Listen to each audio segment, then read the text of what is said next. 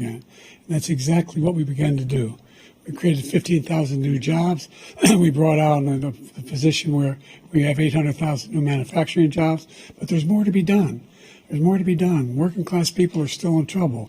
I come from Scranton, Pennsylvania. I come of a household where the kitchen table, if the things weren't able to be met during the month, it was a problem. The price of eggs, the price of gas, the price of housing, the price of a whole range of things. That's why I'm working so hard to make sure I deal with those problems. And we're going to make sure that we reduce the price of housing. We're going to make sure we build 2 million new units. We're going to make sure we cap rents so corporate greed can't take over. The combination, what I was left with in corporate greed, is the reason why we're in this problem right now.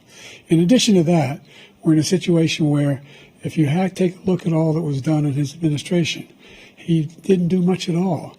By the time he left, things were in chaos, literally chaos. And so we put things back together. We created, I said, those jobs. We make sure we had a situation where we brought down the price of prescription drugs, which is amazing, to $15 for a insulin, which is $400. No senior has to pay more than $200 for any drug, all the drugs they can include beginning next year. And the situation is and we're going to make that available to everybody, to all Americans. So we're working to bring down the price around the kitchen table, and that's what we're going to get done. Thank you. President Trump? We have the greatest economy in the history of our country. We have never done so well. Everybody was amazed by it. Other countries were copying us. We got hit with COVID, and when we did, we spent the money necessary so we wouldn't end up in a Great Depression, the likes of which we had in 1929. By the time we finished, so we did a great job. We got a lot of credit for the economy, a lot of credit for the military, and no wars, and so many other things. Everything was rocking good.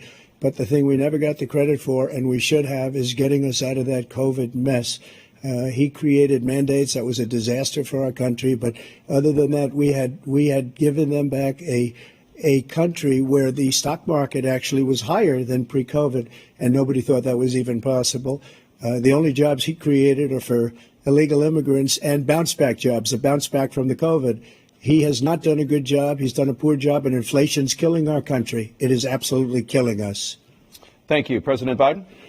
Well, look, the greatest economy in the world, he's the only one who thinks that, I think. I don't know anybody else who thinks he had the greatest economy in the world. And, you know, the fact of the matter is that we found ourselves in a situation where his economy, he rewarded the wealthy. He had the largest tax cut in American history, $2 trillion. He raised a deficit larger than any president has in any one term. He's the only president other than Herbert Hoover who's lost more jobs than he had when he began, since Herbert Hoover. The idea that he did something that was significant. And the military, you know, when he was president, they were still killing people in Afghanistan. He didn't do anything about that. When he was president, we were still found ourselves in a position where you had a notion that we were this safe country. The truth is, I'm the only president this century that doesn't have this decade, that doesn't have any troops dying anywhere in the world like he did. President Trump, I want to follow up if I can. Am I allowed to respond to him? Well, I'm going to ask you a follow-up. You can do whatever you want with the minute that we give you. I want to follow up. You want to impose a 10% tariff on all goods coming into the U.S. How will you ensure that that doesn't drive prices even higher? It's not going to drive them higher. It's just going to cost countries that have been ripping us off for years, like China and many others, in all fairness to China. It's going to just force them to pay us a lot of money, reduce our deficit tremendously, and give us a lot of power for other things. But he made a statement. The only thing he was right about is I gave you the largest tax cut in history. I also gave you the largest rate in history. That's why we had all the jobs.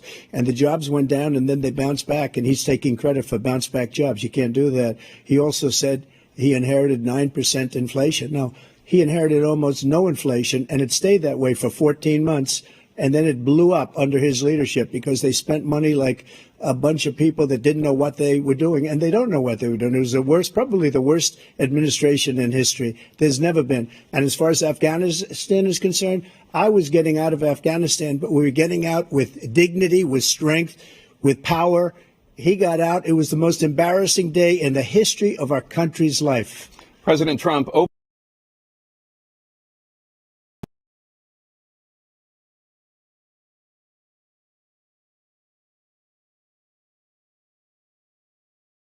new debt. Well, so far, President Biden, you've approved $4.3 trillion in new debt. So, former President Trump, many of the tax cuts that you signed into law are set to expire next year. You want to extend them and go even further, you say. With the U.S. facing trillion-dollar deficits and record debt, why should top earners and corporations pay even less in taxes than they do now? Because the tax cuts spurred the greatest economy that we've ever seen just prior to COVID. And even after COVID, it was so strong that we were able to get through COVID much better than just about any other country. But we spurred, that tax spurred. Now, when we cut the taxes, as an example, the corporate tax was cut down to 21% from 39%, plus beyond that. We took in more revenue with much less tax, and companies were bringing back trillions of dollars back into our country. The country was going like never before, and we were ready to start paying down debt. We were ready to start using the liquid gold right under our feet, the oil and gas right under our feet. We were going to have something that nobody else has had. We got hit with COVID. We did a lot to fix it. I gave him an unbelievable situation with all of the therapeutics and all of the things that we came up with. We gave him something great. Remember, more people died under his administration, even though we had largely fixed it. More people died under his administration than our administration, and we were right in the middle of it, something which a lot of people don't like to talk about. But he had far more people dying in his administration. He did the mandate, which is a disaster, mandating it. The vaccine went out. He did a mandate on the vaccine, which is the thing that people most objected to about the vaccine. And he did a very poor job, just a very poor job. And I will tell you, not only poor there, but throughout the entire world, we're no longer respected as a country. They don't respect our leadership. They don't respect the United States anymore. We're like a third world nation between weapons.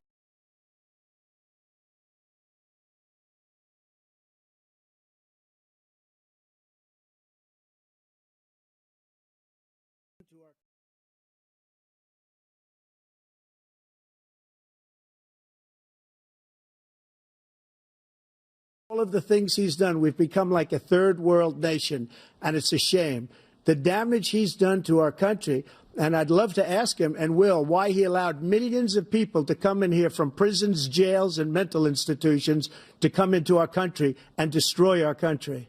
President Trump, we will get to immigration later in this block. President Biden, I want to give you an opportunity to respond to this question about the national debt. He had the largest national debt of any president in a 4-year period, number one. Number two, that $2 trillion tax cut benefited the very wealthy. What I'm going to do is fix the tax system. For example, we have 1,000 billionaires in America. And what's happening? They're in a situation where they, in fact, pay 8.2% in taxes.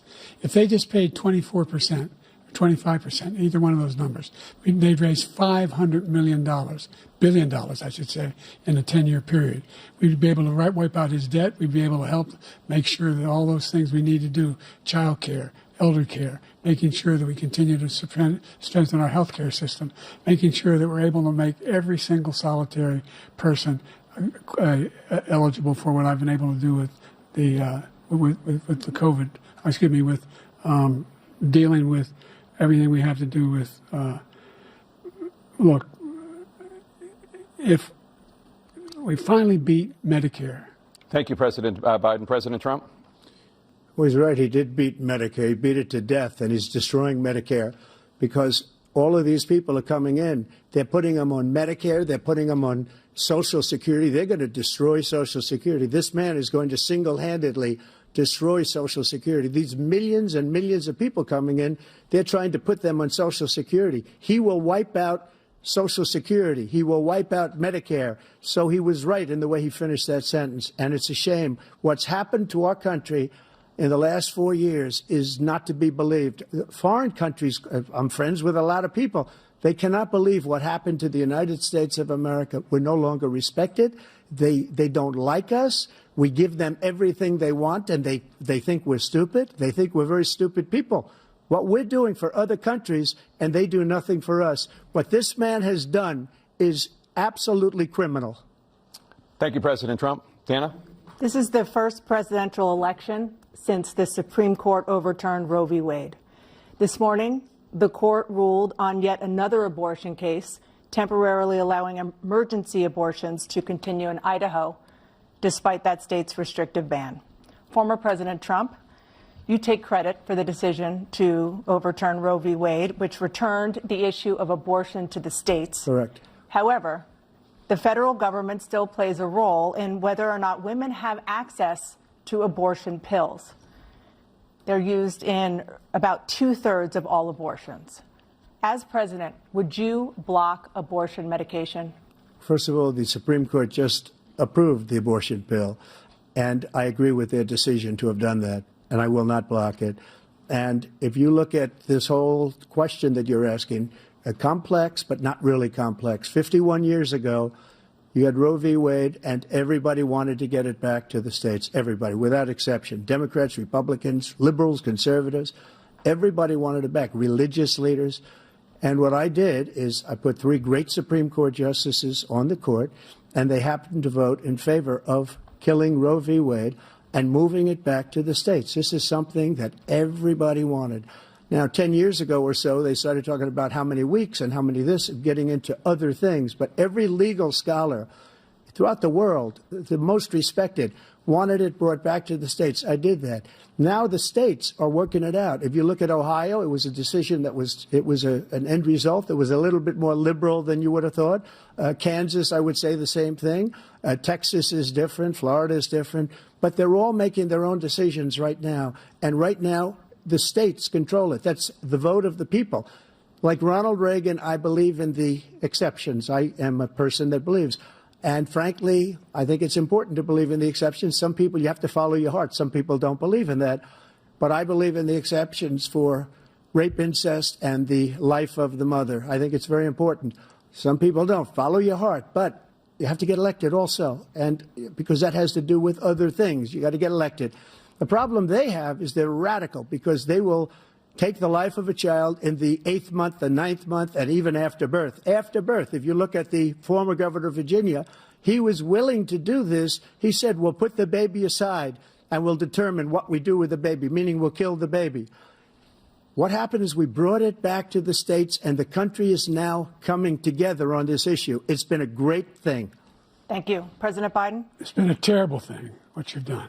The fact is that the vast majority of constitutional scholars supported Roe when it was decided, supported Roe. And that's this idea that they're all against it is just ridiculous.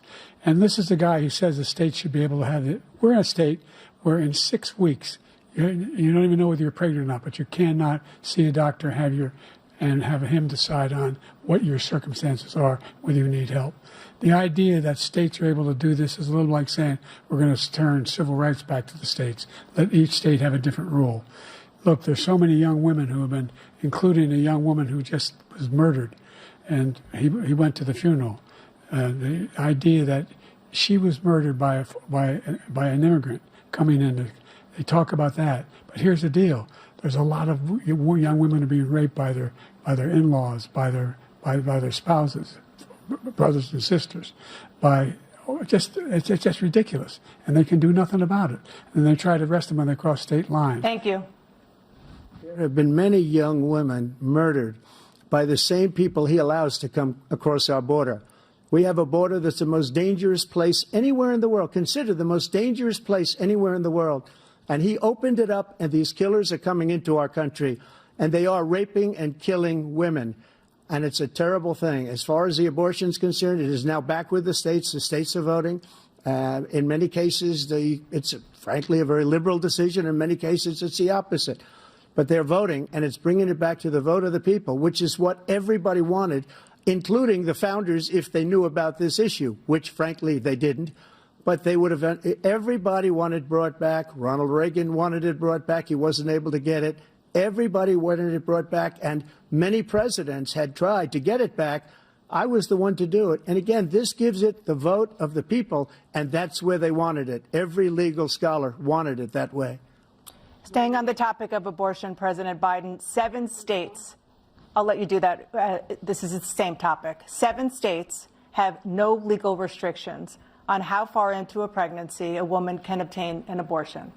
Do you support any legal limits on how late a woman should be able to terminate a pregnancy? I supported Roe v. Wade, which had 3 trimesters. First time is between the woman and the doctor. Second time is between the doctor and an extreme situation. The third time is between the doctor, between the woman and the state. The idea that the politicians, that the founders wanted the politicians to be the ones making decisions about women's health is ridiculous. That's the last. No politician should be making that decision. A doctor should be making those decisions. That's how it should be run. That's what you're going to do. And if I'm elected, I'm going to restore Roe v. Wade. So that means he can take the life of the baby in the 9th month and even after birth, because some states, Democrat run, take it after birth. Again, the former governor of Virginia, put the baby down, then we decide what to do with it. So he's willing to, as we say, rip the baby out of the womb in the 9th month and kill the baby. Nobody wants that to happen, Democrat or Republican. Nobody wants it to happen. You're lying. That is simply not true. The Roe v. Wade does not provide for that. That's not the circumstance. Only if a woman's life is in danger, she's going to die. That's the only circumstance in which that can happen. But we are not for late-term abortion, period. Period, period. Under Roe v. Wade, you have late-term abortion. You can do whatever you want, depending on the state. You can do whatever you want.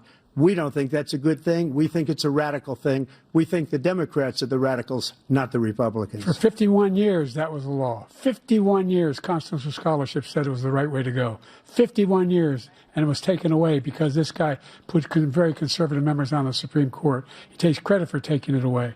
What's he going to do? What's he going to do, in fact, if the MAGA Republicans, he gets elected, and the MAGA Republicans control the Congress, and they pass a universal ban on abortion, period, across the board at 6 weeks or 7 or 8 or 10 weeks, something very, very conservative. Is he going to sign that bill? I'll veto it. He'll sign it. Thank you. Let's turn now to the issue of immigration and border security. President Biden, a record number of migrants have illegally crossed the southern border on your watch. Overwhelming border states and overburdening cities such as New York and Chicago, and in some cases causing real safety and security concerns. Given that, why should voters trust you to solve this crisis? Because we worked very hard to get a bipartisan agreement that not only changed all of that, it made sure that we are in a situation where you had no circumstance where they could come across the border with the number of border police there are now. We significantly increased the number of asylum officers. By the way, the Border Patrol endorsed my position. In addition to that, we found ourselves in a situation where when he was president, he was separating babies from their mothers, putting them in cages, making sure the families were separated. That's not the right way to go.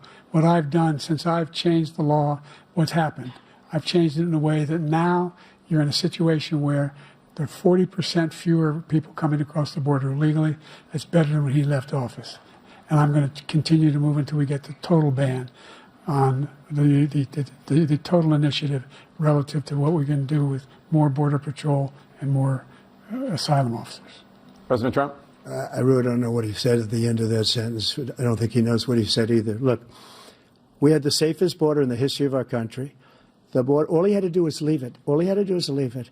He decided to open up our border, open up our country to people that are from prisons, people that are from mental institutions, insane asylum, terrorists. We have the largest number of terrorists coming into our country right now, all terrorists, all over the world, not just in South America, all over the world. They come from the Middle East, everywhere. All over the world, they're pouring in.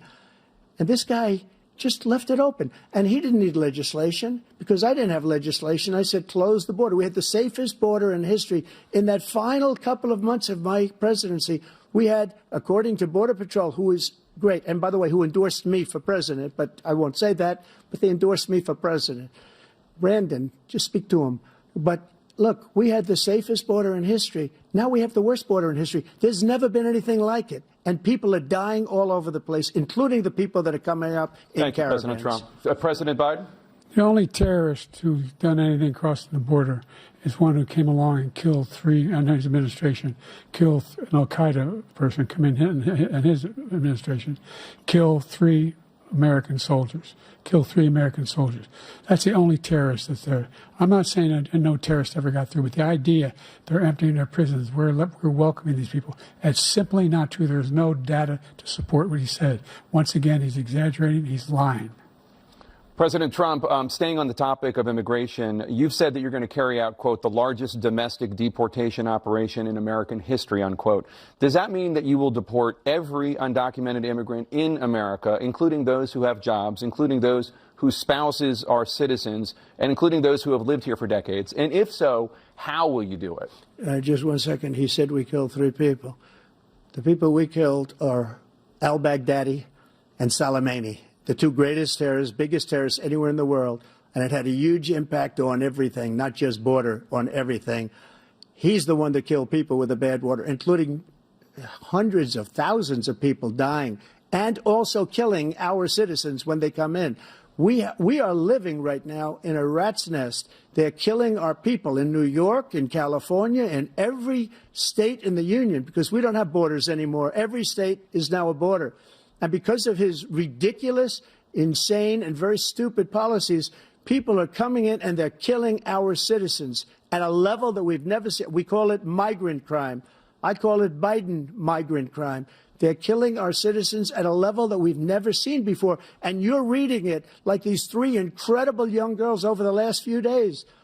One of them, I just spoke to the mother, and they just had the funeral for this girl, 12 years old. This is horrible what's taken place. What's taken place in our country, we're literally an uncivilized country now. He doesn't want it to be. He just doesn't know. He opened the borders. Nobody's ever seen anything like. And we have to get a lot of these people out, and we have to get them out fast, because they're going to destroy our country. Just take a look at where they're living. They're living in luxury hotels in New York City and other places. Our veterans are on the street. They're dying because he doesn't care about our veterans. He doesn't care. He doesn't like the military at all, and he doesn't care about our veterans. Nobody been worse. I had the highest approval rating for veterans taking care of the VA. He has the worst. He's gotten rid of all the things that I approved, choice that I got through Congress, all of the different things I approved, they abandoned. We had by far the highest, and now it's down in less than half, because he's done all these great things that we did. And I think he did it just because I approved it, which is crazy. But he has killed so many people at our border by allowing all of these people to come in. And it's a very sad day in America. President Biden, you have the mic. Every single thing he said is a lie. Every single one. For example, veterans are a hell of a lot better off since I passed the PACT Act. 1 million of them now have insurance, and their families have it. Their families have it because what happened, whether it was Agent Orange or burn pits, they're all being covered now. And his group opposed that. We're also in a situation where we have great respect for veterans. My son spent a year in Iraq, living next to one of those burn pits, came back with stage 4 glioblastoma. I was recently in France for D-Day, and I spoke all about those heroes that died. I went to the World War I cemetery he refused to go to. He was standing with his 4-star general, and he told me, he said, I don't want to go in there because they're a bunch of losers and suckers. My son was not a loser, was not a sucker. You're the sucker. You're the loser. President Trump? First of all, that was a made-up quote, suckers and losers. They made it up. It was in a third-rate magazine that's failing, like many of these magazines. He made that up. He put it in commercials. We've notified him. We had 19 people that said I didn't say it. And think of this. Who would say I'm at a cemetery or I'm talking about our veterans? Because nobody's taken better care. I'm so glad this came up, and he brought it up. There's nobody that's taken better care of our soldiers than I have. To think that I would, in front of generals and others, say suckers and losers. We have 19 people that said it was never said by me. It was made up by him, just like Russia was made up, just like the 51 intelligence agents are made up, just like the new thing with the 16 economists are talking. It's the same thing. 51 intelligence agents said that the laptop was Russia disinformation. It wasn't. That came from his son, Hunter. It wasn't Russia disinformation. He made up the suckers and losers, so he should apologize to me right now.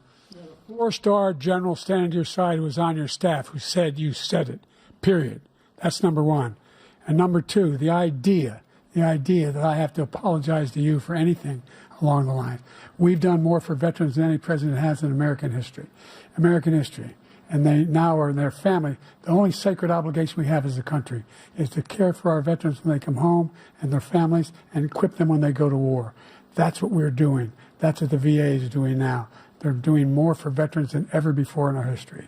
All right. Thank you so much. Let's move to the topic of foreign policy. I want to begin with Russia's war against Ukraine, which is now in its third year. Former President Trump, Russian President Vladimir Putin says he'll only end this war if Russia keeps the Ukrainian territory it has already claimed and Ukraine abandons its bid to join NATO. Are Putin's terms acceptable to you? First of all, our veterans and our soldiers can't stand this guy. They can't stand him. They think he's the worst commander-in-chief, if that's what you call him, that we've ever had. They can't stand him. So let's get that straight. And they like me more than just about any of them. And that's based on every single bit of information. As far as Russia and Ukraine, if we had a real president, the president that knew, that was respected by Putin, he would have never invaded Ukraine. A lot of people are dead right now, much more than people know. You know, they talk about numbers. You can double those numbers, maybe triple those numbers. He did nothing to stop it. In fact, I think he encouraged Russia from going in.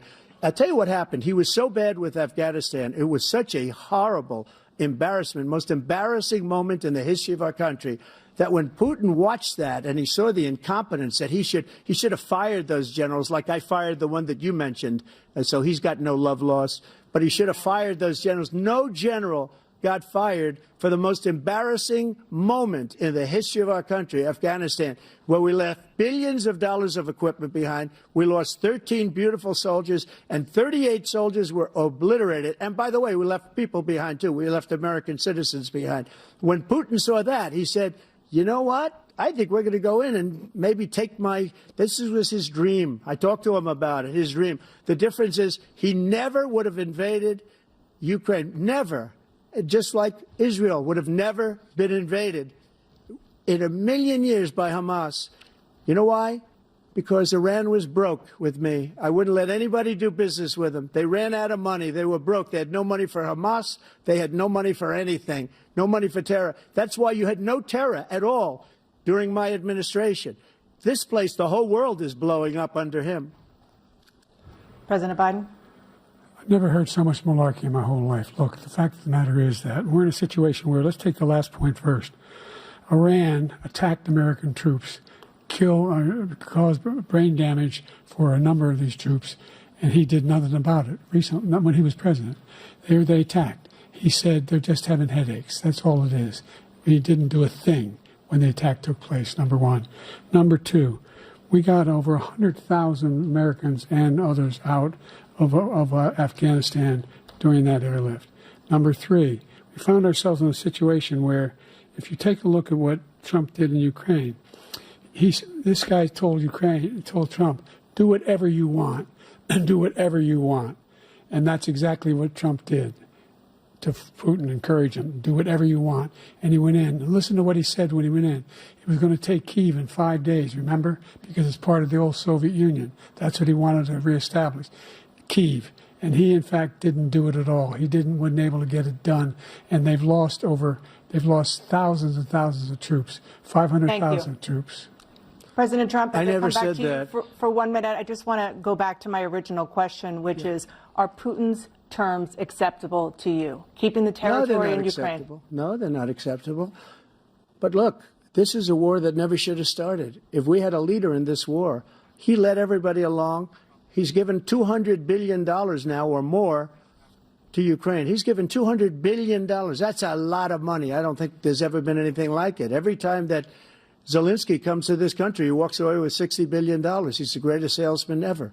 And I'm not knocking him. I'm not knocking anything. I'm only saying the money that we're spending on this war, and we shouldn't be spending, it should have never happened. I will have that war settled between Putin and Zelensky as president-elect before I take office on January 20th. I'll have that war settled.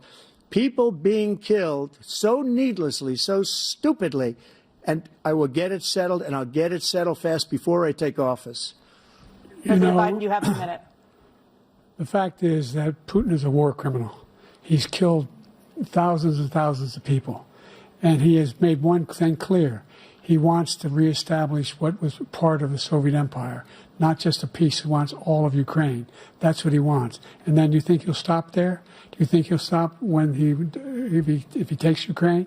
What do you think happens to Poland? What do you think of Belarus? What do you think happens to those NATO countries? And so if you want a war, you ought to find out what he's going to do, because if in fact he does funding for Ukraine as we. In October, Hamas attacked Israel, killing more than 1,000 people and taking hundreds of hostages. Among those held and thought to still be alive are 5 Americans. Israel's response has killed thousands of Palestinians and created a humanitarian crisis in Gaza. President Biden, you've put forward a proposal to resolve this conflict, but so far Hamas has not released the remaining hostages, and Israel is continuing its military offensive in Gaza. So what additional leverage will you use to get Hamas and Israel to end the war? You have 2 minutes. Number one, everyone from the United Nations Security Council straight through to the G7 to the Israelis and Netanyahu himself have endorsed the plan I put forward. Which has 3 stages to it. The first stage is trade the hostages for a ceasefire. Second phase is a ceasefire with additional conditions. The third phase is the end of the war. The only one who wants the war to continue is Hamas, number one. They're the only ones standing out. We're still pushing hard to get them to accept. In the meantime, what's happened?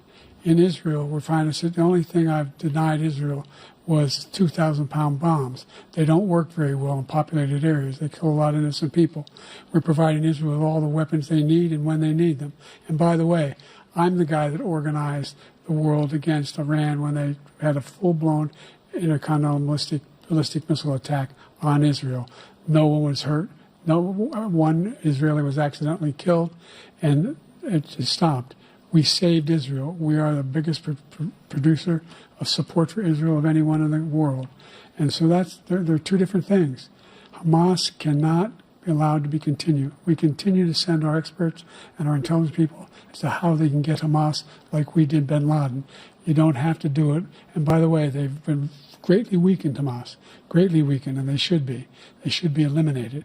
But you've got to be careful for using certain weapons among population centers. Just going back to Ukraine for 1 second. We have an ocean separating us.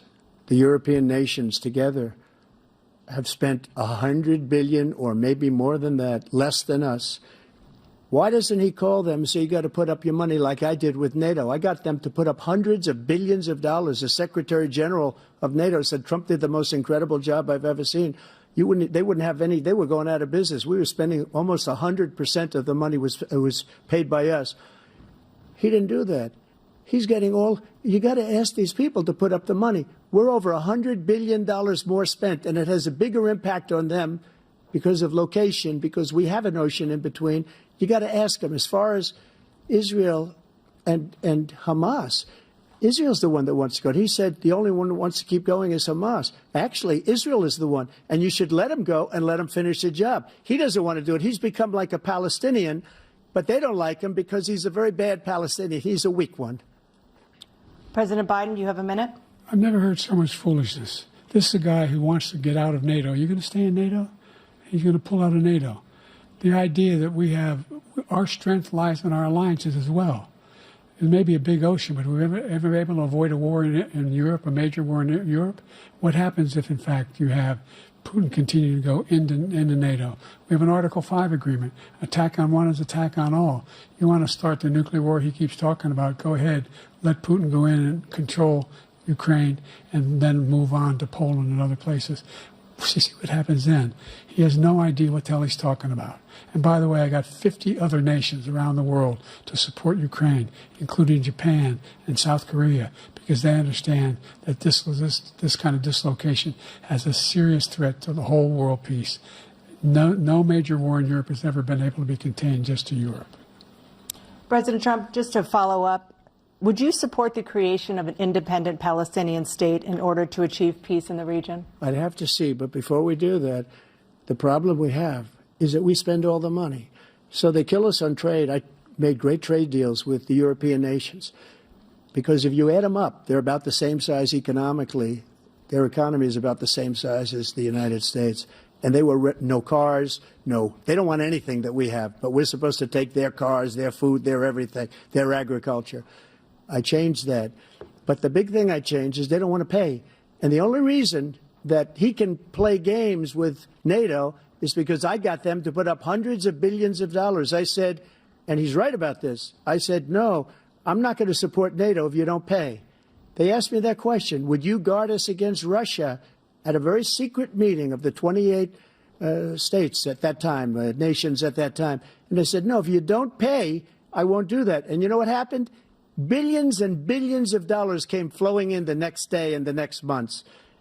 But now we're in the same position. We're paying everybody's bills.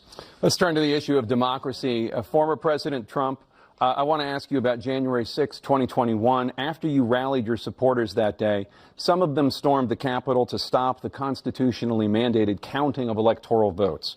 As president, you swore an oath to, quote, preserve, protect, and defend, unquote, the Constitution. What do you say to voters who believe that you violated that oath through your actions and inaction on January 6th and worry that you'll do it again? Well, I don't think too many believe that. And let me tell you about January 6th. On January 6th, we had a great border. Nobody coming through, very few. On January 6th, we were energy independent. On January 6th, we had the lowest taxes ever. We had the lowest regulations ever. On January 6th, we were respected all over the world. All over the world, we were respected. And then he comes in, and we're now laughed at. We're like a bunch of stupid people. What happened to the United States' reputation under this man's leadership is horrible, including weaponization, which I'm sure at some point you'll be talking about, where he goes after his political opponent because he can't beat him fair and square. You have 80 seconds left. My question was, what do you say to those voters who believe that you violated your constitutional oath through your actions and inaction on January 6, 2021, and worry that you'll do it again? Well, I didn't say that to anybody. I said peacefully and patriotically. And Nancy Pelosi, if you just watched the news from 2 days ago, on tape to her daughter, who's a documentary filmmaker, they say, but she's saying, oh, no, it's my responsibility. I was responsible for this. Because I offered her 10,000 soldiers or National Guard, and she turned them down. And the mayor in writing, by the way, the mayor, in writing, turned it down, the mayor of D.C. They turned it down. I offered 10,000 because I could see, I had virtually nothing to do. They asked me to go make a speech. I could see what was happening. Everybody was saying they're going to be there on January 6th. They're going to be there. And I said, you know what? There's a lot of people coming. You could feel it. You could feel it, too, and you could feel it. And I said, they ought to have some National Guard or whatever. And I offered it to her. And she now admits that she turned it down. And it was the same day she was, I don't know, she can't be very happy with her daughter because it made her into a liar. She said, I take full responsibility for January 6th. President Biden? Look, he encouraged those folks to go up on Capitol Hill, number one. I sat in the dining room off the Oval Office. He sat there for 3 hours watching, begging, being begged by his vice president and a number of his colleagues on the Republican side as well to do something, to call for a stop, to end it. Instead, they talked about these people being patriots and great patrons of America. In fact, he says he'll now forgive them for what they've done. They've been convicted. He says he wants to commute their sentences and say that no. But he went to every single court in the nation. I don't know how many cases, scores of cases, including the Supreme Court. And they said, no, this guy is responsible for doing what was done. He did do a damn thing. And these people should be in jail. And they should be the ones who are being held accountable. And he wants to let them all out. And now he says if he loses again, such a whiner that he is, that it could be a bloodbath. Thank you, President Biden. President Trump? What they've done to some people that are so innocent, you ought to be ashamed of yourself. What you have done, how you've destroyed the lives of so many people. When they ripped down Portland, when they ripped down many other cities, you go to Minnesota, Minneapolis, what they've done there, with the fires all over the city. If I didn't bring in the National Guard, that city would have been destroyed. When you look at all of they took over big chunks of Seattle. I was all set to bring in the National Guard. They heard that. They saw them coming, and they left immediately. What he said about This whole subject is so off. Peacefully patriotic. One other thing. The Unselect Committee, which is basically two horrible Republicans that are all gone now, out of office, and Democrats, all Democrats, they destroyed and deleted all of the information they found because they found out we were right. We were right. And they deleted and destroyed all of the information. They should go to jail for that. If a Republican did that, they'd go to jail. Thank you, President Trump. President Biden, I want to give you a minute. The only person on this stage is a convicted felon is the man I'm looking at right now. And the fact of the matter is, what he's telling you is simply not true. The fact is that there was no effort on his part to stop what was going on up in Capitol Hill. And all those people, every one of those who were convicted, turned over desks, turned them over statues. The idea that those people are patriots? Come on. When I asked him the first two debates we had, the debates we had first time around, I said, will you denounce the Proud Boys? He said, no, I'll tell them to stand by. The idea he's refusing, will you denounce these guys? Will you denounce the people we're talking about now? Will you denounce the people who attacked that Capitol? What are you going to do? I'm going to give you a minute, President Trump, for a follow-up question I have. After a jury convicted you of 34 felonies last month, you said if reelected, you would, quote, have every right to go after, unquote, your political opponents. You just talked about members of the Select Committee on January 6th going to jail. Your main political opponent is standing on stage with you tonight. Can you clarify exactly what it means about you feeling you have every right to go after your political opponent? Be convicted probably numerous other times. Should have been convicted before, but his Justice Department let the statute of limitations lapse on the most important things. But he could be a convicted felon as soon as he gets out of office. Joe could be a convicted felon with all of the things that he's done. He's done horrible things. All of the death caused at the border, telling the Ukrainian people that we're going to want $1 billion or you change the prosecutor. Otherwise, you're not getting $1 billion. If I ever said that, that's quid pro quo. That we're not going to do anything. We're not going to give you $1 billion unless you change your prosecutor having to do with the son. This man is a criminal. This man, you're lucky. You're lucky. I did nothing wrong. We'd have a system that was rigged and disgusting. I did nothing wrong. Thank you, President Trump. President Biden, you have said, I'm coming right to you, sir. You want to respond? Go ahead. I'll give you a minute to respond. The idea that I did anything wrong relative to what you're talking about is outrageous. It's simply a lie, number one. Number two, the idea that you have a right to seek retribution against any American just because you're president is wrong. It's simply wrong. No president's ever spoken like that before. No president in our history has spoken like that before. Number three, the crimes that you are still charged with, and think of all the civil penalties you have. How many billions of dollars do you owe in civil penalties for molesting a woman in public, for doing a whole range of things, of having sex with a porn star on the night while your wife was pregnant? I mean, what are you talking about? You have the morals of an alley cat. Give you a minute, sir. I didn't have sex with a porn star, number one. Number two, that was a case that was started and moved. They moved a high-ranking official, a DOJ, into the Manhattan DA's office to start that case. That case is going to be appealed and won. We had a very terrible judge, a horrible judge, Democrat. The prosecutor were all high-ranking Democrats, appointed people, and both the civil and the criminal.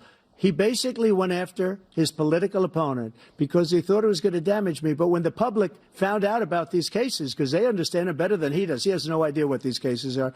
But when they found out about these cases, you know what they did? My poll numbers went up, way up. You know that because you're reporting it.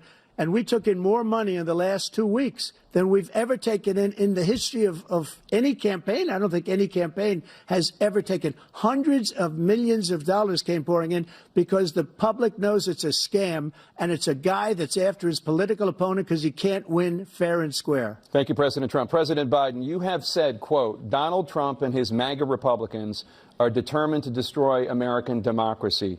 Do you believe that the tens of millions of Americans who are likely to vote for President Trump will be voting against American democracy? The more they know about what he's done, yes. The more they know about what he's done. And there's a lot more coming. He's got a lot of cases down the road coming around. He's got a whole range of issues he has to face. I don't know what the juries will do, but I do know he has a real problem. And so the fact that, could you ever think you heard any president say that I'm going to seek retribution? Do you ever hear any president say that I thought Hitler had some good ideas? What got me involved to run in the first place after my son had died, I decided in Iraq, because of Iraq, I said I wasn't going to run again until I saw what happened in Charlottesville, Virginia. People coming out of the woods carrying swastikas on torches, and singing the same anti-Semitic bile they sang when back in Germany. And the young woman got killed. I spoke to the mother, and they asked him. They said, "What do you think of those people? The ones who got killed, the one who tried to stop it, and the ones," he said, "I think they're fine people on both sides." What American president would ever say Nazis coming out of fields carrying torches, singing the same anti-Semitic bile, carrying swastikas were fine people? And this is the guy who says Hitler's done some good things. I'd like to know what they are. The good things Hitler's done, that's what he said. This guy has no sense of American democracy. President Trump. Jake, both of you know that story has been totally wiped out, because when you see the sentence, it said 100% exoneration on that. So he just keeps it going. He says he ran because of Charlottesville. He didn't run because of Charlottesville. He ran because it was his last chance. He's not equipped to be president. You know it, and I know it. It's ridiculous. We have a debate. We're trying to justify his presidency. His presidency, he's without question the worst president, the worst presidency in the history of our country. We shouldn't be having a debate about it. There's nothing to debate. He made up the Charlottesville story, and you'll see it's debunked all over the place. Every reasonable anchor has debunked it. And just the other day it came out where it was fully debunked. It's a nonsense story. He knows that, and he didn't run because of Charlottesville. He used that as an excuse to run. President Biden. And debunked. It happened. All you have to do is listen to what was said at the time. And the idea that somehow that's the only reason I ran because I was worried a guy like this guy could get elected. If he thought they were good people coming out of that forest, carrying those woods, carrying those torches, then he didn't deserve to be president. Didn't deserve to be president at all. And the idea that he's talking about all this being fabricated, we saw with our own eyes. We saw what happened on January 6th. We saw the people breaking through the windows. We saw people occupying his own vice president. Look, there's a reason why 40 of his 44 top cabinet officers refused to endorse him this time. His vice president hasn't endorsed him this time. So why? Why? They know him well. They serve with him. Why are they not endorsing him? Thank you, President Biden. We're going to be right back with more from the CNN presidential debate.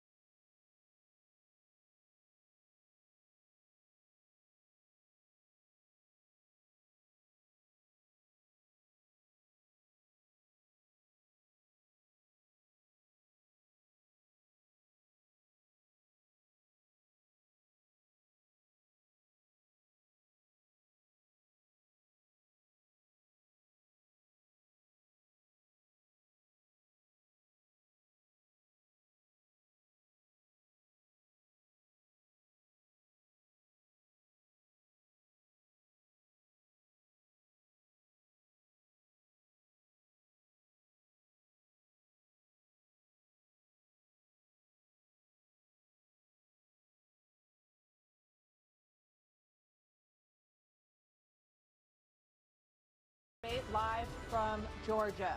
Let's talk about persistent challenges you both faced in your first terms and you'd certainly face again in a second term. President Biden, while black unemployment dropped to a record low under your presidency, black families still earn far less than white families. Black mothers are still 3 times more likely to die from pregnancy-related causes, and black Americans are imprisoned at 5 times the rate of white Americans. What do you say to black voters who are disappointed that you haven't made more progress? They acknowledge they made a lot of progress, number one. The fact of the matter is there's more small black businesses that have been started than any time in history. Number two, the wages of black unemployment is the lowest level it's been in a long, long time. Number three, we're providing housing for black Americans and dealing with the segregation that exists among these corporations that collude to keep people out of their houses. And in addition to that, we find that the impact on the choice that black families have to make relative to child care is incredibly difficult. When we did the first major piece of legislation in the past, I was able to reduce black child care costs. I cut them in half. We got to make sure we provide for child care costs. We got to make sure, because when you provide those child care protections, you increase economic growth because more people can be in the job market. So there's more to be done, considerably more to be done. But we've done a great deal so far, and I'm not letting up, and they know it. You have 49 seconds left. What do you say to black voters who are disappointed with the progress so far? I say I don't blame them for being disappointed. Inflation is still hurting them badly. For example, I provided for the idea that any black family, first-time home buyer, should get a $10,000 tax credit to be able to buy their first home so they can get started. I made sure that we're in a situation where all those black families and those black individuals who provided had to take out student loans that were ballooning, that if they were engaged in nursing, doctor, and anything having to do with volunteerism, if they paid their bills for 10 years on their student debt, all the rest was forgiven after 10 years.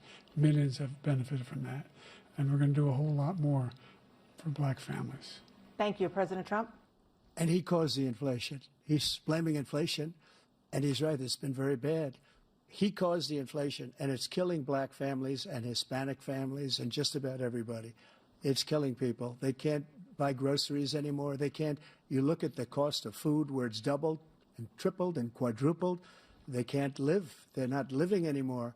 He caused this inflation. I gave him a country with essentially no inflation. It was perfect. It was so good. All he had to do is leave it alone. He destroyed it with his Green New Scam and all this money that's being thrown out the window. He caused inflation. As sure as you're sitting there, the fact is that his big kill on the black people is the millions of people that he's allowed to come in through the border. They're taking black jobs now, and it could be 18, it could be 19, and even 20 million people. They're taking black jobs, and they're taking Hispanic jobs, and you haven't seen it yet, but you're going to see something that's going to be the worst in our history. Thank you. President Biden? There was no inflation when I became president. You know why? The economy was flat on its back. 15% unemployment. He decimated the economy, absolutely decimated the economy. That's why there was no inflation at the time. There were no jobs. We provided thousands of millions of jobs for individuals who are in all communities, including minority communities. We made sure that they have health insurance. We have covered, the ACA has increased. I made sure that they're $8,000 per person in a family to get written off for health care. But this guy wants to eliminate that. They tried 50 times. He wants to get rid of the ACA again, and they're going to try again if they win. You find ourselves in a position where the idea that we're not doing any, we put more police on the street than any administration has. He wants to cut the cops. We're providing for equity and making sure people have a shot to make it. There's a lot going on, but in inflation, he caused it by his tremendous malfeasance in the way he handled the pandemic. Thank you. Another persistent challenge is the climate crisis. 2023 was the hottest year in recorded history, and communities across the country are confronting the devastating effects of extreme heat, intensifying wildfires, stronger hurricanes, and rising sea levels.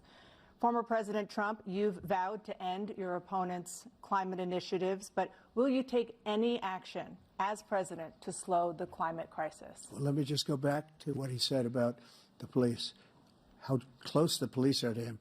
Almost every police group in the nation from every state is supporting Donald J. Trump. Almost every police group.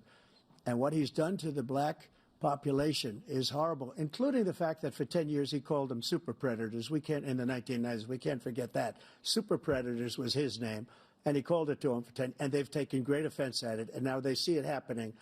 But when they see what I did for criminal justice reform and for the historically black colleges and universities, where I funded them and got them all funded, and the opportunity zones with Tim, as you know, Tim Scott was incredible. He did a great job, great senator from South Carolina. He came to me with the idea, and it was a great idea. It's one of the most successful economic development acts ever in the country, opportunity zones. And the biggest beneficiary are blacks. And that's why we have the best numbers with them in maybe ever. They're saying ever. I read this morning where ever, the best numbers. He's lost much of the black population because he's done a horrible job for black people. He's also done a horrible job for Hispanics. But wait till you see these millions of people pouring into our country, and they're going to take the jobs. And it's already started, and you haven't seen anything yet. It's a disaster. You've 38 seconds left. President Trump, will you take any action as president to slow the climate crisis? So I want absolutely immaculate clean water, and I want absolutely clean air, and we had it. We had H2O. We had the best numbers ever, and we were using all forms of energy, all forms, everything. And yet, during my 4 years, I had the best environmental numbers ever. And my top environmental people gave me that statistic just before I walked on the stage, actually. I don't know where the hell he's been. The idea that anything he said is true. I've passed the most extensive climate change legislation in history. We find ourselves, and by the way, black colleges. I came up with $15 billion for HBCUs, historic black universities and colleges, because they don't have those. They don't have the kind of contributors that they have to build these laboratories and the like. Any black student is capable in college of doing any white student can do. They just have the money. But now they'll be able to get those jobs in high tech. We're in a situation where the idea that he is claiming to have done something that had the cleanest water. He hadn't done a damn thing for the environment. He pulled out of the Paris Climate Accord. I immediately joined it because if we reach 1.5 degrees Celsius at any one point, there's no way back. The only existential threat to humanity is climate change. And he didn't do a damn thing about it. He wants to undo all that I've done. The Paris Accord was going to cost us $1 trillion, and China nothing, and Russia nothing, and India nothing.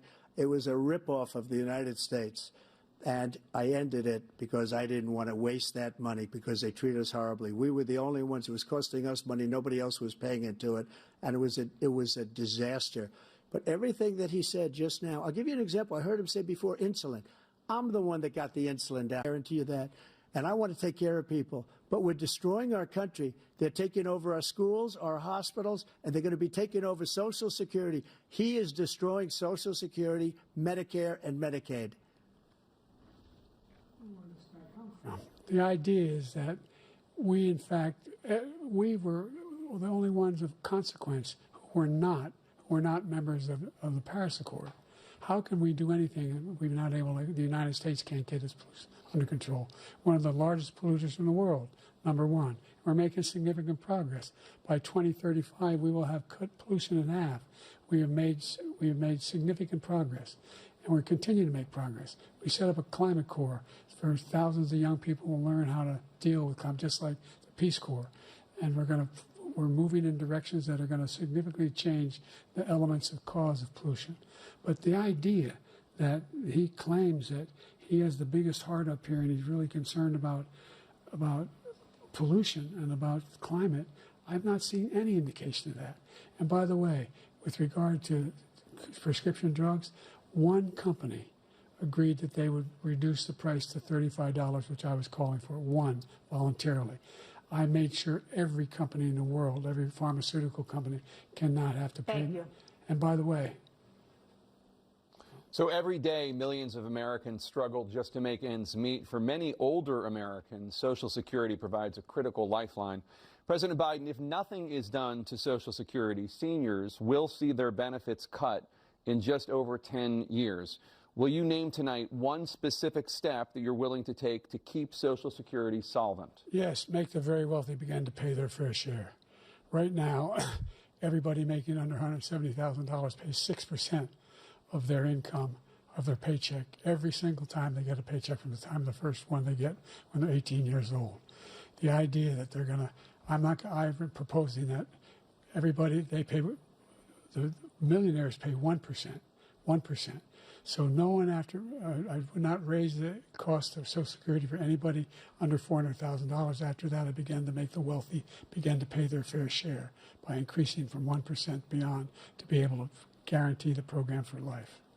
So you still have 82 seconds left. Are there any other measures that you think that would be able to help keep Social Security solvent, or is that one enough? Well, no, that one enough will keep it solvent. But the biggest thing I'll do if we defeat this man, because he wants to get rid of Social Security. He thinks there's plenty to cut in Social Security. He's wanting to cut Social Security and Medicare, both times.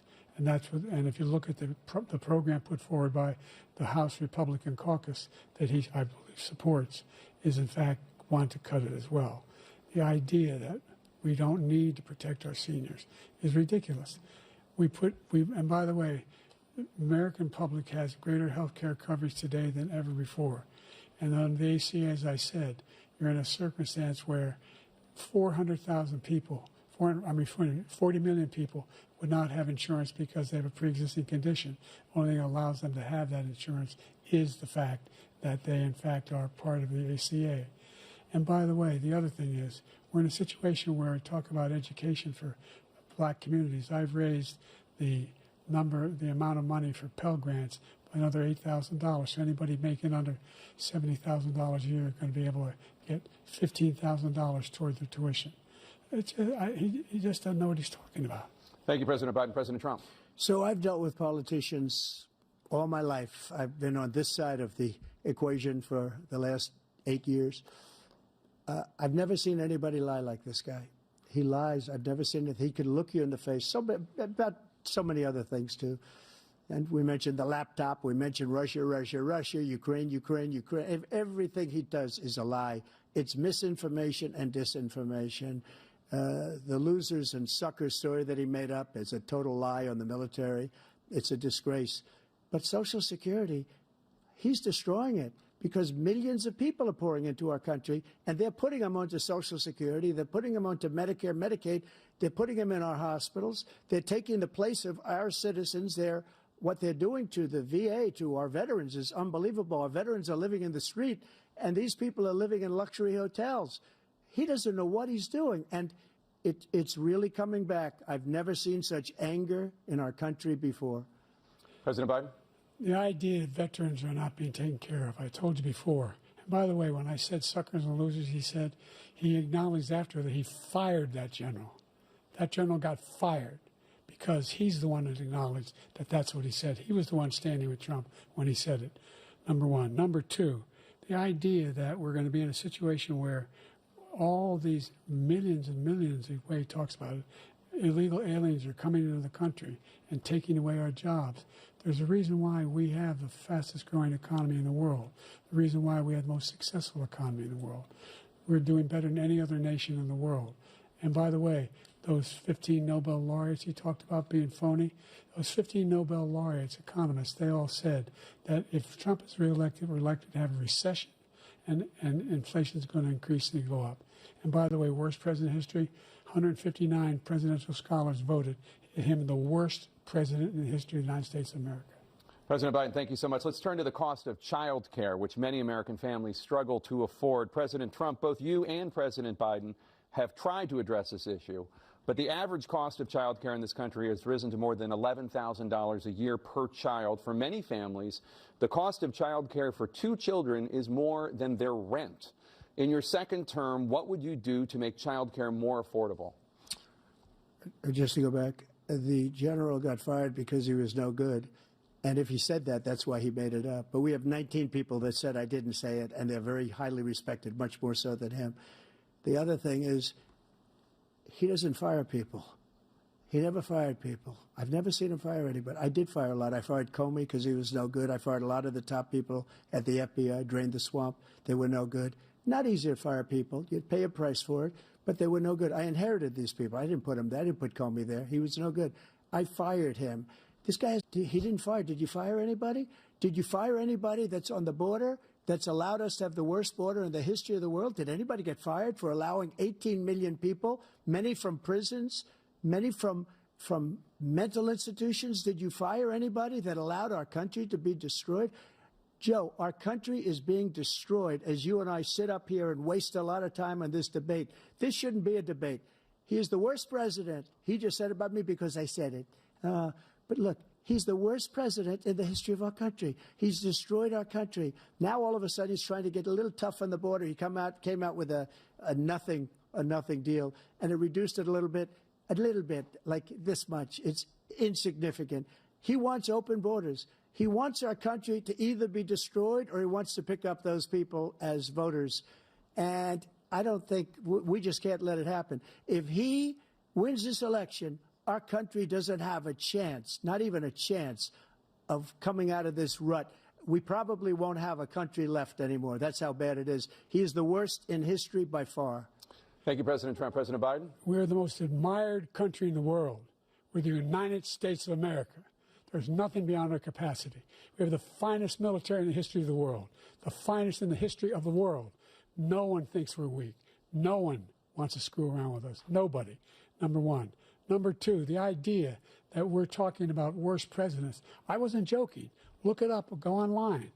159 or 58, don't hold me the exact number, presidential historians, they've had meetings and they voted who's the worst president in American history. One through best to worst. They said he was the worst in all of American history. That's a fact. That's not conjecture. He can argue they're wrong, but that's what they voted.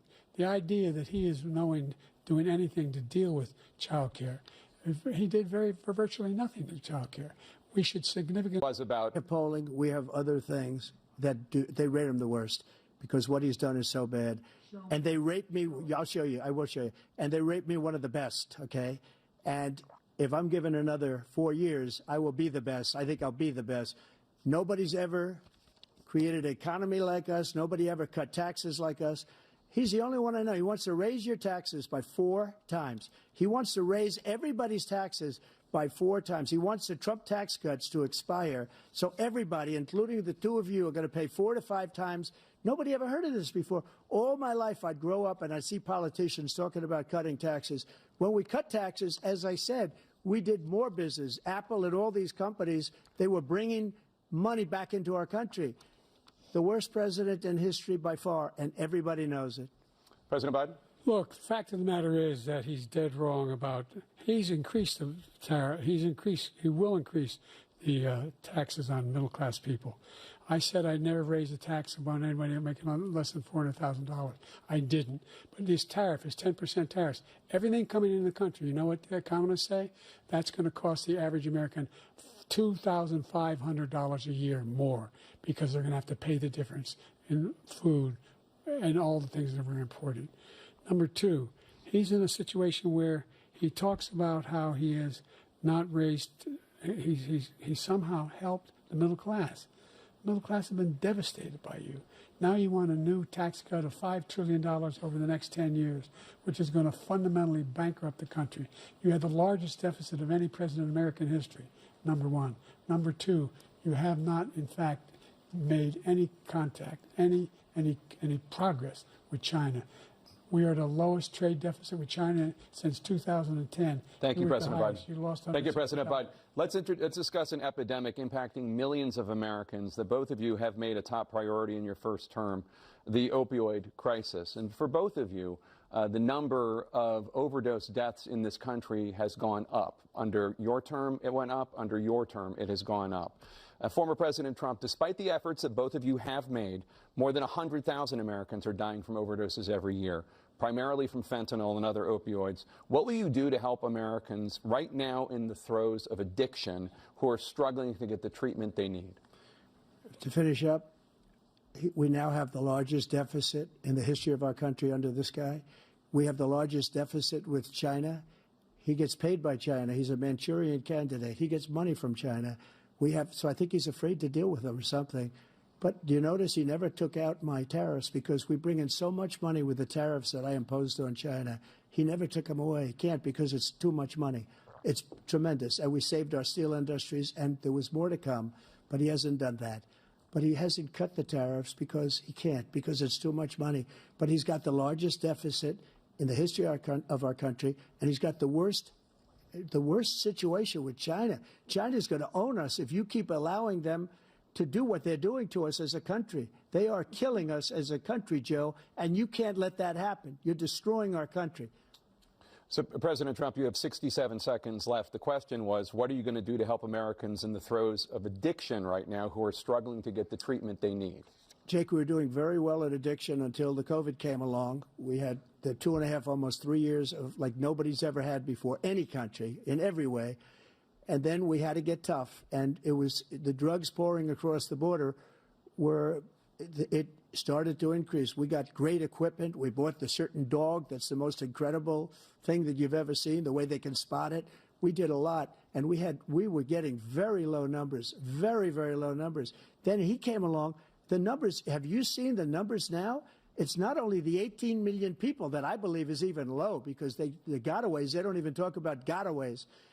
But the numbers of the amount of drugs and human trafficking in women coming across our border, the worst thing I've ever seen, at numbers that nobody's ever seen under him because the border's so bad.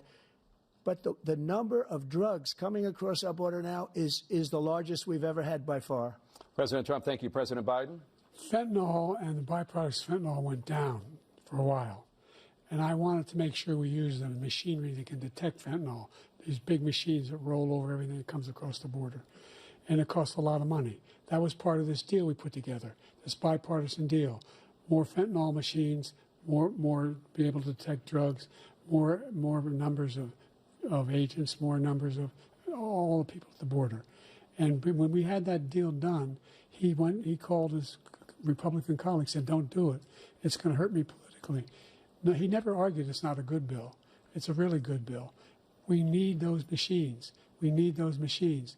And we're coming down very hard in every country in Asia in terms of precursors for fentanyl. And Mexico is working with us to make sure they don't have the technology to be able to put it together. That's what we have to do. We need those machines. Thank you, President Biden. President Trump, and again, the question is about Americans in the throes of addiction right now struggling to get the treatment they need. Well, this does pertain to it. He ended Remain in Mexico. He ended catch and release. I made it catch and release in Mexico, not catch and release here. We had so many things that we had done, hard negotiations with Mexico, and I got it all for nothing. It's just like when you have a hostage. We always pay $6 billion for a hostage. Every time we say it's a hostage. Now we have a hostage, a Wall Street Journal reporter, I think a good guy, and he's over there because Putin is laughing at this guy, probably asking for billions of dollars for the reporter. I will have him out very quickly as soon as I take office. Before I take office, I said by literally as soon as I win the election, I will have that reporter out. He should have had him out a long time ago. But Putin's probably asking for billions and billions of dollars because this guy pays it every time. We had 2 cases where we paid $6 billion for 5 people. I got 58 people out, and I paid essentially nothing. Thank you, President Trump. Dana? Let's turn to concerns that voters have about each of you. President Biden, you would be being criticized as being the youngest person in politics. I was the second youngest person ever elected to the United States Senate, and now I'm the oldest. This guy's 3 years younger and a lot less competent. I think that just look at the record. Look at what I've done. Look how I've turned around the horrible situation he left me. As I said, 15 million new jobs, 800,000 manufacturing jobs, more investment in America, over billions of dollars in private investment in enterprises that we are growing. By the way, we brought an awful lot of people. Well, the whole idea of computer chips. We used to have 40% of the market. We invented those chips, and we lost it because he was sending people to find the cheapest jobs overseas and then bring home a product. So I went to South Korea. I convinced Samsung to invest billions of dollars here in the United States. And guess what? Those fabs, they call that to build these chips, those fabs pay over $100,000. You don't need a college degree for them.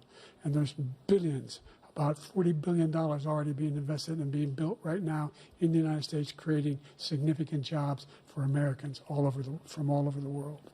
President Biden, you have 40 seconds left. Would you like to add anything? Yeah, I would. The idea that somehow we are this failing country. I never heard a president talk like this before. We're the envy of the world. Name me a single major country president who wouldn't trade places with the United States of America for all our problems and all our opportunities. We're the most progressive country in the world in getting things done. We're the strongest country in the world. We're a country in the world who keeps our word, and everybody trusts us. All of our allies and those who he coddles up to, from Kim Jong-un, he sends love letters to, and Putin, etc. They don't want to screw around with us. Thank you. Former President Trump, to follow up, you would be 82 at the end of your second term. What do you say to voters who have concerns about your capabilities to serve? Well, I took 2 tests, cognitive tests. I aced them, both of them, as you know. We made it public. He took none. I'd like to see him take one, just one, a real easy one. Like go through the first 5 questions. He couldn't do it. But I took 2 cognitive tests. I took physical exams every year. And, you know, we knock on wood wherever we may have wood, that I'm in very good health. I just won 2 club championships, not even senior, 2 regular club championships. To do that, you have to be quite smart, and you have to be able to hit the ball a long way. And I do it. He doesn't do it. He can't hit a ball 50 yards. He challenged me to a golf match. He can't hit a ball 50 yards. I think I'm in very good shape. I feel that I'm as in good a shape as I was 25, 30 years ago. Actually, I'm probably a little bit lighter, but I'm in as good a shape as I was years ago. I feel very good. I feel the same. But I was willing to take a cognitive test. And you know what? If I didn't do well, I aced them. Dr. Ronnie Jackson, who's a great guy when he was White House doctor. And then I took another one, a similar one. And one of them said they'd never seen anybody ace him. Thank you. President Biden?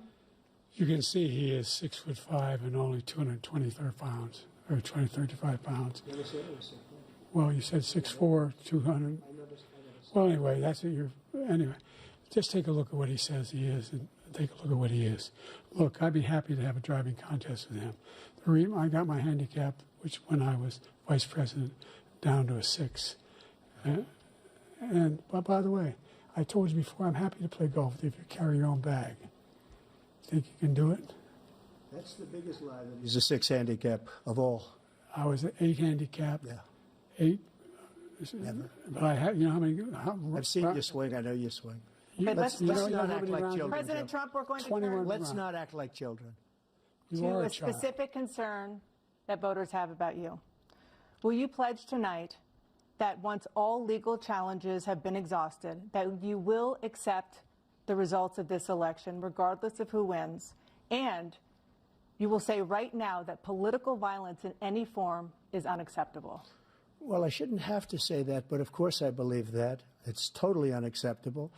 And if you would see my statements that I made on Twitter at the time, and also my statement that I made in the Rose Garden, you would say it's one of the strongest statements you've ever seen. In addition to the speech I made in front of, I believe, the largest crowd I've ever spoken to, and I will tell you, nobody ever talks about that. They talk about a relatively small number of people that went to the Capitol, and in many cases were ushered in by the police. And as Nancy Pelosi said, it was her responsibility, not mine. She said that loud and clear.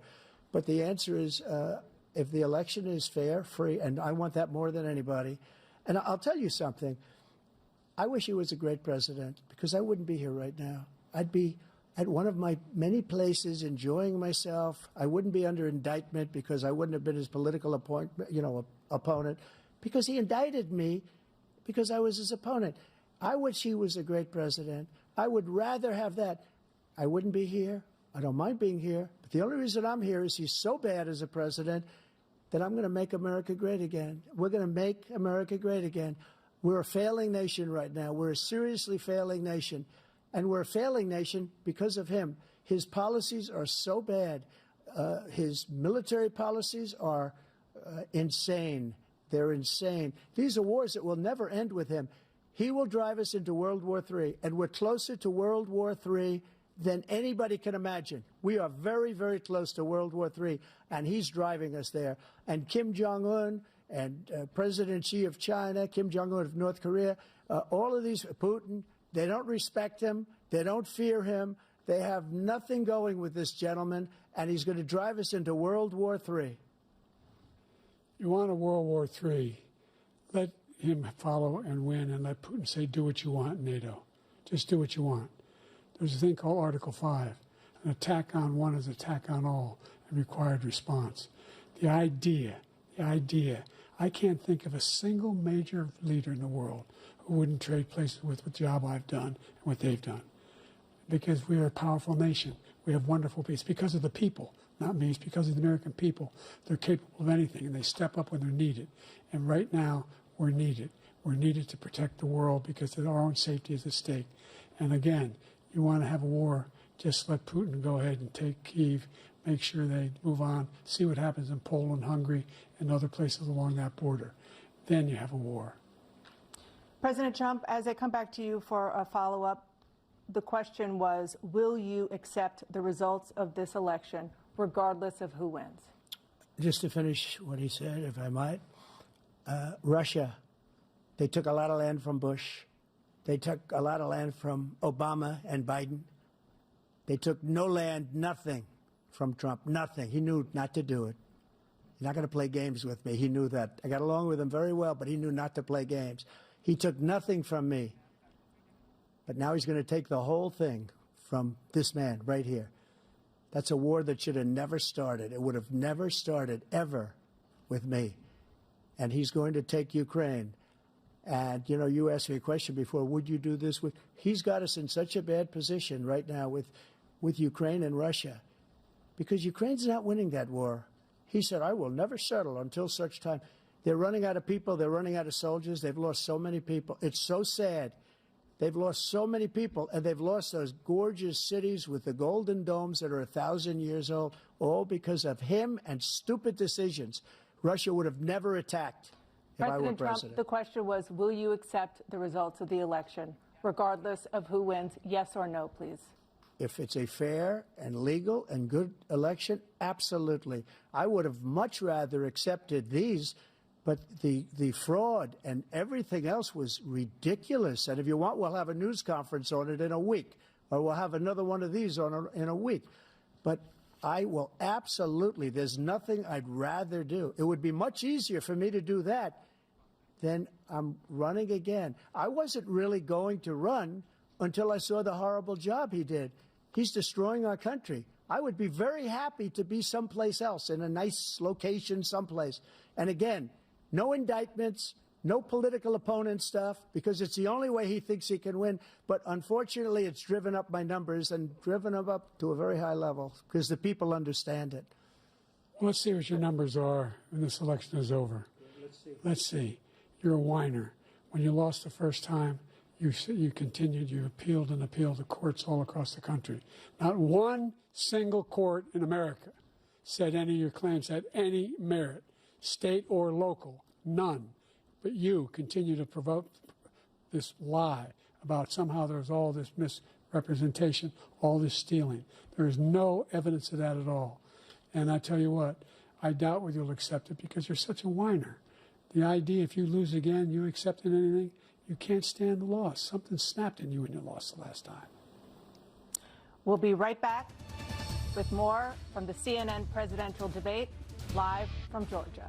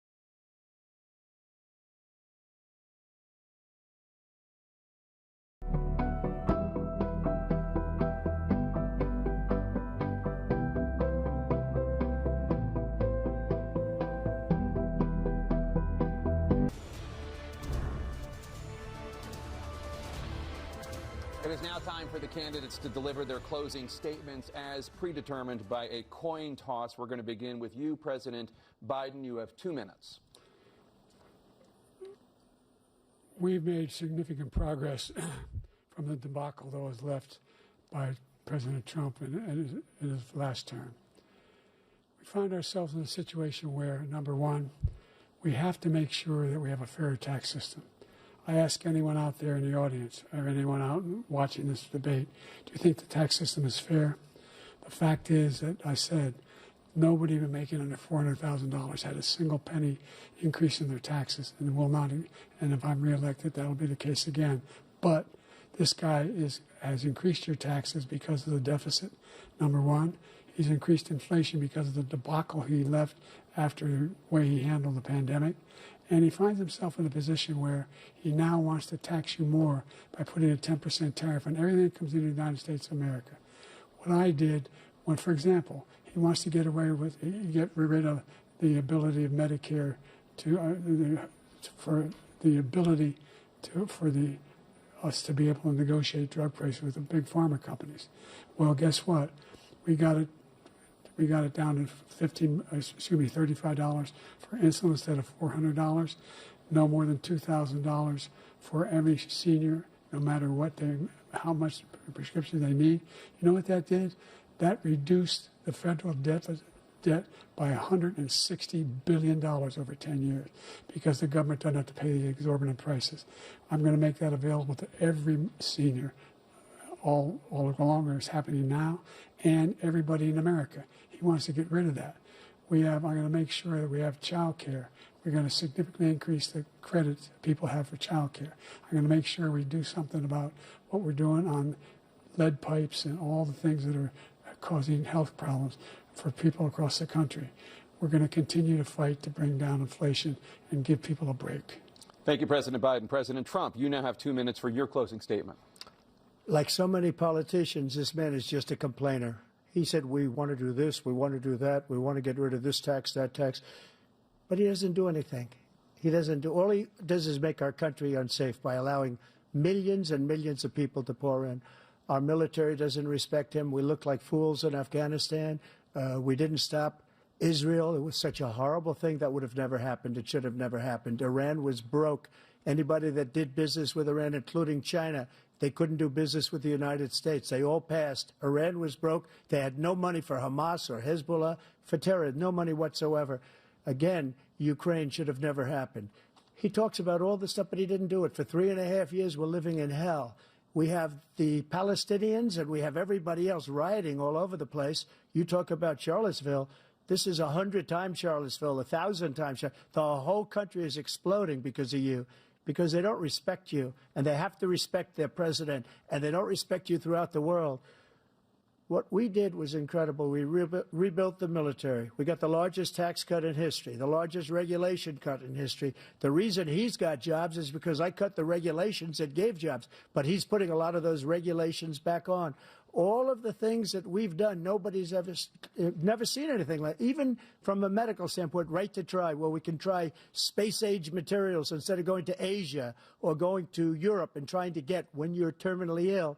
Now you can go and you can get something. You sign a document. They've been trying to get it for 42 years.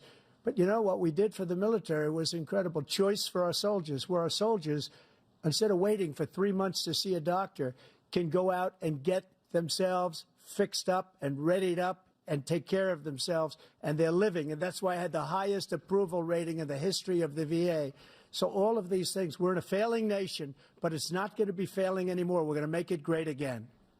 Thank you, former President Trump, President Biden. Stay with us because we have full analysis of this debate.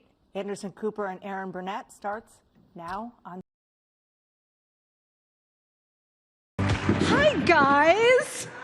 I am so happy to be back at Faith and Freedom, and I want to thank Ralph Reed, who is a true hero of the Republic, for inviting me back this year. What I love about this is everything is in the name of this conference, right? Faith and freedom. You can have faith without freedom, but you cannot have freedom without faith. And you certainly cannot have American freedom without faith. So I am blessed and honored